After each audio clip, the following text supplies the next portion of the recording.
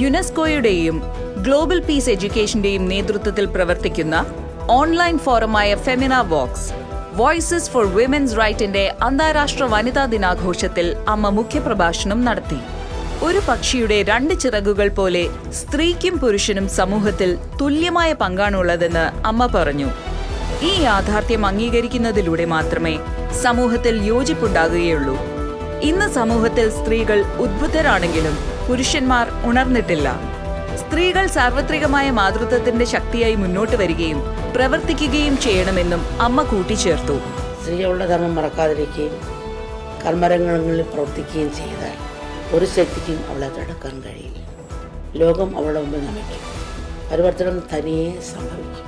അന്താരാഷ്ട്ര വനിതാ ദിനം ആഘോഷിക്കുന്ന ഈ അവസരത്തിൽ സമൂഹ ജീവിതത്തിൽ നേടിയെടുക്കേണ്ട അവകാശങ്ങൾക്ക് ഊന്നൽ കൊടുക്കുന്നത് പോലെ തന്നെ സ്ത്രീയിൽ അന്തരീനമായിരിക്കുന്ന മാതൃശക്തി ഉണർത്തുന്നതിനും പ്രാധാന്യം നൽകണമെന്ന് അമ്മയ്ക്ക് തോന്നുന്നു. Thank you so much for those very wise and deep words.